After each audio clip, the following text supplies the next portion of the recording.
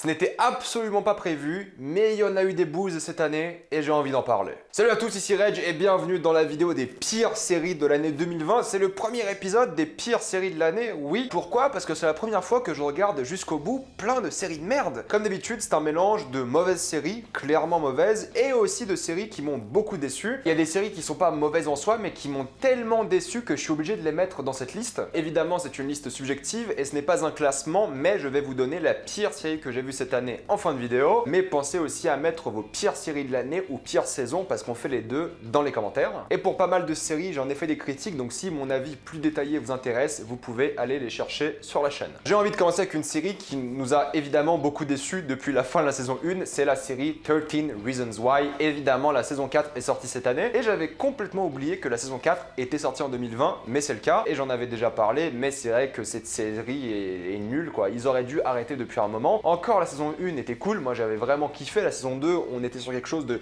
un peu plus intéressant et voilà, c'était une bonne conclusion. Saison 3, saison 4, pourquoi, comment, d'où est-ce que ça sort? Les deux premières saisons étaient efficaces et t'aurais pu avoir une bonne petite série à conseiller et non, ils ont fait 2 saisons supplémentaires. La 4 n'a aucun sens, on est clairement sur les traumatismes de Clay et je vous dis ça uniquement parce qu'avant de faire cette vidéo, je me suis maté la bande-annonce de la 4 parce que je n'avais aucun souvenir de la 4. Aucun. La 3, je m'en rappelais un peu parce qu'il y avait une histoire de meurtre, tout ça, mais la 4, aucun souvenir. Et là, j'ai regardé la bande-annonce et je me suis dit, ah mais oui, c'était vraiment nul, c'est pour ça que j'ai oublié. Rien à dire, la saison ne sert à rien, elle a encore une fois gâché la série. La conclusion, le finale est nul, vraiment nul. C'est trop facile, ils ont fait plein d'erreurs à droite et à gauche, enfin bref, pour moi, c'est une vraie déception. Mais parce que j'aimais bien la série, c'est pour ça que je suis déçu et je vois pas comment tu peux conseiller cette série aujourd'hui. Tu dis quoi aux gens? Regardez la première saison et ensuite arrêter? Ouais, à la limite, mais bon, il y a quand même 3 saisons derrière, quoi. Clairement, c'est l'une des plus belles chutes que j'ai vues de ma vie niveau série. La première saison était bien, ça montait bien. La deuxième, bon, c'était moins bien. Et d'un coup, la troisième, t'es descendu dans les bas-fonds et ça ne mérite aucune recommandation. Niveau série nulle et à la fois décevante, c'est évidemment Altered Carbon. Oh là là là là là là. Que je suis déçu. Altered Carbon saison 1, c'était pas terrible. Soyons honnêtes, c'était pas terrible, mais j'aimais bien. Voilà, il y avait de l'action, il y avait des effets spéciaux, il y avait du budget, c'était grave cool. C'est un univers cyberpunk sympathique et il y avait de quoi regarder et quoi apprécier. L'histoire n'avait pas trop de sens et c'était mal fait, mais il y avait de quoi apprécier. La saison 2, rien ne va. Le scénario n'a aucun sens, les acteurs n'en ont rien à foutre, sauf Anthony Mackie qui, bon, lui, il est là, il fait le taf, et il le fait plutôt bien. Mais globalement, ils en ont rien à faire et c'est évidemment plus que décevant. Tu vois que le budget, ils l'ont atomisé. Voilà, on avait une série qui était l'une des plus chères de l'histoire à l'époque. La deuxième saison, rien du tout. Et le plus décevant dans tout ça, c'est que vu que l'acteur a changé, vu que tu peux avoir quelque chose d'assez nouveau, ils auraient pu corriger le tir. Vraiment, ils auraient pu. Ça aurait pu être une grande série Netflix dans 6 saisons, 6-7 saisons, avec un univers vraiment particulier. Et non, ils ont pris une saison 2 qui est nulle et ils ont toute cette série. Ils l'ont annulée évidemment, mais il suffit de voir la saison 2 quoi. Tu la regardes, tu te dis mais qu'est-ce qui s'est passé quoi? Qui était d'accord pour faire cette série? J'ai l'impression Netflix ils ont dit ouais on fait une saison 2 parce qu'on a de l'espoir et entre temps ils ont un peu changé d'avis, du coup ils ont juste donné moins d'argent, ils ont donné moins de potentiel à la série parce qu'ils voulaient juste plus la renouveler mais ils avaient déjà promis de le faire. Ils étaient dans une position, ils pouvaient pas dire bon on arrête. Surtout qu'à l'époque t'avais pas l'excuse du Covid où tu pouvais tout annuler comme ça. Pour moi c'est décevant parce qu'il y avait moyen de faire une grande série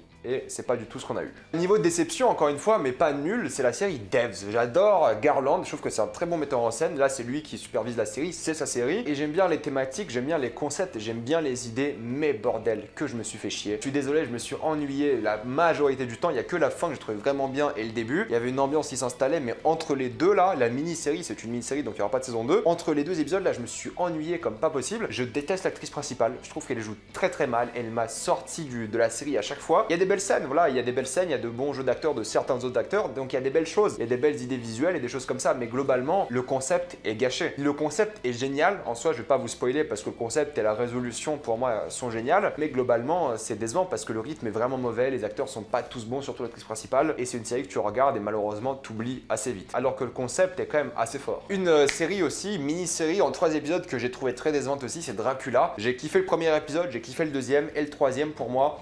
Encore une fois, je sais pas ce qui s'est passé. Je comprends ce qu'ils ont essayé de faire, mais de 1, pourquoi?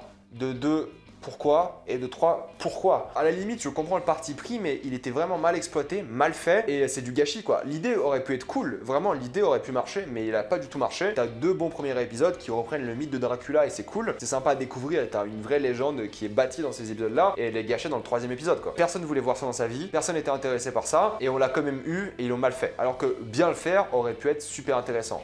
mais c'est pas le cas. C'est vague, je suis désolé, mais bon, je peux pas vous spoiler non plus quoi. Elite, ouais, bon, il y a un moment, faut arrêter quoi. Je veux dire, la série va continuer, t'as la majorité du casting qui s'est barré faire autre chose. Apparemment, la saison 4 a fini le tournage, non la 3, je sais même plus c'est quelle saison pour vous dire, je crois que la 4 a fini le tournage en ce moment. Ouais, c'est giga oubliable, c'est une série pour ados qui avait bien commencé, voilà, c'était ado, mélodramatique, presque telenovela. C'est une série à concept, donc quand il y a un événement fort qui marque la première saison et ensuite tu peux faire une saison 2 par rapport aux répercussions de la saison 1, d'accord. La 3 tu tires sur la corde, voilà, tu refais le même concept, t'es répétitif. Et là la 4, ils vont faire une sorte de soft reboot, donc il y a la majorité du casting qui est parti, ils vont reprendre. Mais pourquoi? Je veux dire, juste annule. Je sais que c'est giga populaire, surtout en Espagne où ça cartonne de fou, mais à un moment, stop quoi, c'est pas bien. Encore la saison 3 était pas la pire, voilà, mais c'est pas bien non plus. Ce que t'avais de mystère, de personnages, là tu l'as complètement perdu et c'est plus intéressant. Ça peut être appréciable, sympa, vite fait, mais bon, je vois plus l'intérêt de regarder cette série quoi. Je crois que la saison 4, si je la critique, c'est pour les vues, c'est tout, parce que ça m'intéresse plus. En plus de ça, la saison 1, je me rappelle très bien, ils avaient mis plein de cul, ils avaient mis plein de choses pour t'attirer, et là il y a plus rien, il y a plus de violence, il y a plus de cul,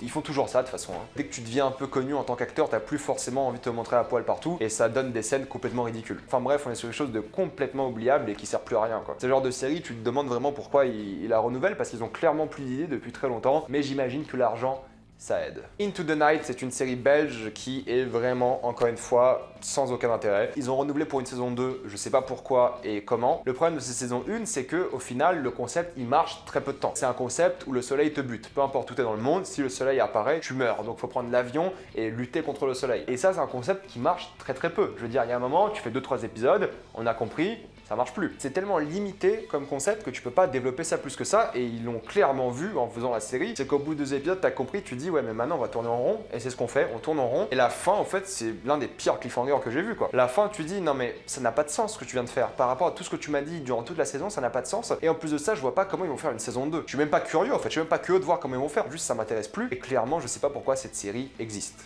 Alors, en vrai fallait faire un film ou un téléfilm, hein, ça aurait été beaucoup mieux. Lock and Key, voilà, ils l'ont renouvelé pour une 3e saison alors que la première est sortie cette année, la 2e a dû finir le tournage, j'imagine. Ils l'ont renouvelé pour 3 saisons déjà. Ouais, le concept était pas bien déjà de une. Je sais pas comment il était développé, mais le concept était pas bien du tout. J'ai aucun souvenir de cette série, pourtant je l'ai vu, je l'ai critiqué. Le concept des clés que tu mets, ça ouvre des portes, des dimensions. C'est une série d'horreur, mais pas trop. Voilà, pour moi, c'était un mauvais Haunting of Hill House. C'est une série d'horreur pour adolescents. Et encore, quand je dis horreur, c'est avec des grosses guillemets parce que c'est pas du tout horrifique, ou presque pas. Enfin bref, c'est tout ce que t'aimes pas dans 2020, dans le sens où c'est une série pour adolescents, mainstream, sans logique scénaristique, sans aucune cohérence, c'est juste avec des acteurs mauvais et juste pas de budget, c'est nul. Je suis désolé, c'est nul, je suis pas curieux du tout de voir la suite. C'était vraiment un niveau assez faible et ça m'intéresse plus du tout, et c'est dommage parce que ça aurait pu marcher avec des meilleurs scénaristes, des meilleurs acteurs et le concept un peu mieux écrit quoi. Mais là, clairement, on est face à quelque chose qui ne vaut pas le détour du tout. Je comprends pas du tout comment ils l'ont renouvelé pour 3 saisons quoi. Je ne comprends pas. Grosse déception aussi, c'est Ragnarok. Toi, quand t'entends Ragnarok, tu dis ouais, des dieux, des combats épiques, mythologie nordique de ouf. Non,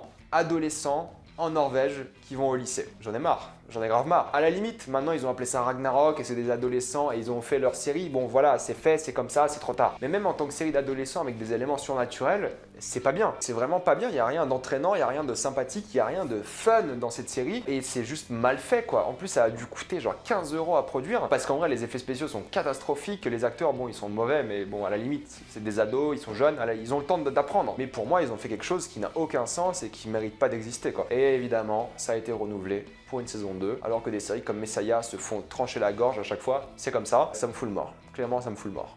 Cette vidéo, de manière générale, ça me fout la haine un peu. Parce que ça me met face au temps que j'ai perdu cette année et ça fait mal. Raised by Wolves, alors c'est pas l'une des pires séries, c'est sûrement l'une des meilleures de la liste, mais elle m'a tellement déçu parce que les effets visuels sont là, le budget est là, c'est la série de Ridley Scott pendant les 2 premiers épisodes qui sont géniaux, et tu continues. Et ça baisse en qualité. C'est chiant, c'est pas intéressant. Alors que en vrai, le scénario est cool, mais c'est 5 épisodes, hein. C'est pas 10 comme maintenant. L'histoire, elle tient en la moitié, allez, 6 épisodes max quoi. T'avais la même histoire en 6 épisodes, ça aurait été génial, j'aurais kiffé de ouf. Et là, en fait, tu perds trop de temps, il se passe rien, tu t'ennuies. Ça baisse énormément en qualité et tu sais pas pourquoi tu regardes ça au final. Tu te dis est-ce que c'est pour les personnages, est-ce que c'est pour l'ambiance, est-ce que c'est pour le côté science-fiction, l'univers. Et ils ont pas assez bien développé l'univers, pourtant ils essayent de plus en plus, mais voilà, il y a du potentiel. Je crois que ça a été renouvelé pour une saison 2, mais faites ça moins lent quoi. Alors je veux pas être le mec en mode qui veut que de l'action tout le temps, pas forcément, mais juste quand il y a des scènes lentes, bah rendez ça intéressant, comme The Haunting of Bly Manor, ça c'était lent, super lent, mais c'est grave intéressant. Raised by Wolves, ça m'a beaucoup déçu et je suis curieux de voir la suite quand même, parce que voilà, il y a quelque chose, mais faites le mieux quoi. S'il vous plaît, faites le mieux. On est obligé obligé de parler de Snowpiercer parce que ça aussi ça a été renouvelé pour une saison 2 qui arrive en janvier. Je vais la regarder parce qu'il y a Sean Bean dans la saison 2 et j'aime Sean Bean. Mais la saison 1 déjà, elle a pris un concept qui marche pas pendant longtemps en fait. Déjà il n'y a pas de sens, la taille des wagons n'avait pas de sens et ça m'a saoulé dès le début. Mais surtout le concept il marche bien en tant que film, en tant que comique ou en bande dessinée, peu importe. Le film était génial, ça marchait bien, c'était 2 heures, c'était compact et t'as raconté l'histoire que tu devais raconter. Là ça traîne sur 10 épisodes. Tu dis mais pourquoi, comment? Pourquoi autant de temps pour parler d'un concept aussi simple? Et là la saison 2 je me dis ça peut être intéressant parce qu'ils ont rajouté un truc au concept qui peut être fascinant, qui peut changer un peu la donne et surtout t'as Sean Bean et moi je le kiffe. Mais globalement... non quoi. Encore une fois, il y a tellement de vide, tu t'aurais pu enlever la moitié des épisodes et avoir la même série, limite meilleure, et les acteurs, la musique, les effets spéciaux, tout ça. Non quoi, non, je suis désolé, non. Mais bénéfice du doute pour la saison 2 parce qu'il y a moyen de rattraper le coup, mais j'y crois pas trop. Honnêtement, je suis très pessimiste par rapport à cette série. Deuxième série avec des suceurs cette année, c'est la série Vampire. Série française, Netflix, Vampire. Voilà l'histoire d'une très bonne actrice pour le coup. Son personnage devient un vampire et c'est à Paris en 2020 et tout. Il y a une sorte de thématique sociale intéressante et tout, mais c'est chiant à mourir. C'est ultra mal fait. Mis à part les acteurs qui eux font du bon travail, le reste ne va pas. Le reste, rien ne va. J'ai regardé en entier, j'étais censé en faire une critique. Et j'avais aucune motivation pour la faire parce que la série n'avait rien. Il y avait rien à dire. Il y avait tellement rien, tellement le vide absolu que je me suis dit je fais pas de critique, je fais une vidéo Instagram vite fait et puis c'est tout. Parce que c'était le vide et ça m'a blessé quoi. Ça m'a vexé, tu vois, limite. J'étais en mode j'ai perdu mon temps sur ça. Et c'était violent. C'était clairement violent et plus jamais je vais entendre parler de cette série. J'espère qu'ils l'ont annulé parce que ça mérite pas une deuxième chance. Il y a des trucs aussi mauvais, tu dis, mais ça marche pas. Le concept vampire en 2020, moi ça me dérange pas ça, c'est pas le problème. Ce qui me dérange, c'est que c'est quand c'est fait de manière lente, quand c'est fait de manière peu intéressante, quand ça met pas ce qui est bien dans les vampires en 2020. Quand tu regardes Vampire en toute intimité, en fait c'est comme ça qu'on fait des vampires en 2020. Là c'est sous l'angle de la parodie, c'est sous l'angle voilà de la comédie, mais en vrai tu prends les mêmes éléments et tu peux faire de l'horreur avec. Mais ils le font pas. Ils font un drame social. Nul. Avant-dernière série, j'ai mal au crâne de parler de ces séries, je vous jure. Avant-dernière série, c'est la série White Lines. C'est le vide absolu, encore une fois. Pourtant, ça aurait pu être sympa parce que t'es dans un climat où il y a la plage, t'es en Espagne, ça donne un peu cette vibe d'été. Il y a une sorte d'enquête, ça peut être intéressant, mais tout est tellement cliché, tout est tellement convenu, tout est tellement illogique, tout est tellement scénaristiquement chiant. Il n'y a rien d'original, il n'y a rien d'entraînant et ça a été mis en avant en tant que la série du créateur de Casa de Papel. Au moins, Casa de Papel, c'est divertissant, ça y va à fond. Là, ça y va pas du tout à fond et vraiment, c'est trop quoi. 10 épisodes encore une fois. C'est beaucoup trop pour ce qu'il est raconté quoi, beaucoup trop. La pire série que j'ai vue cette année évidemment c'est la série La Révolution. Vous voyez déjà dans ma voix comment j'en ai marre de faire cette vidéo. J'en ai marre parce que ça me déprime de parler de ces séries quoi, clairement ça me déprime. Et La Révolution, que j'ai toujours pas fini d'ailleurs parce que c'est vraiment de la merde, c'est prendre un concept comme la Révolution française, mettre des zombies dedans, c'est tout. C'est tout ce que j'ai à dire. Ok, encore une fois, comme Ragnarok, on accepte le concept. On l'accepte. Et même en l'acceptant, c'est nul. Oui, les acteurs sont ok. Ouais, y a pas de souci, ils sont bien. Oui, la production design est sympa, il y a des châteaux, il y a des costumes, il y a des beaux plans, voilà, il y a des trucs. Les effets spéciaux sont pas toujours terribles, mais il y a des trucs. Mais bordel, que c'est nul. Non mais vraiment, le rythme est catastrophique. Les retournements de situation des scénarios sont d'une stupidité sans nom. C'est douloureux à regarder. C'est le mot, ça fait du mal, ça fait physiquement du mal. Ça me blesse. J'ai regardé 5 épisodes.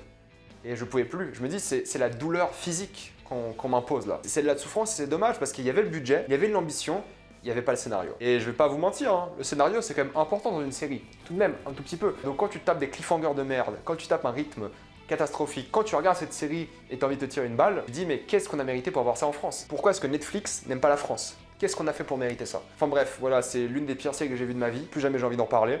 Et s'il y a une saison 2, je sais pas ce que je vais faire. Je vais me tirer une balle, je crois, ou je sais pas. Je vais m'arrêter là. Mettez-moi dans les commentaires quelles sont les pires séries ou saisons que vous avez vues cette année, qu'elles soient mauvaises ou qu'elles vous aient déçues, tout ça dans les commentaires. Comme d'habitude, pensez à vous abonner à la chaîne pour plus de vidéos, mettez un j'aime et partagez cette vidéo, ça aide beaucoup la chaîne. Suivez-moi sur Twitch, car de temps en temps, je fais des lives et ça se passe plutôt bien. Si vous aimez la chaîne, pensez à devenir membre soutien ou à faire un petit don sur Utip. Suivez-moi sur Instagram pour des critiques exclusives, suivez-moi sur Twitter pour toutes les news et salut à tous.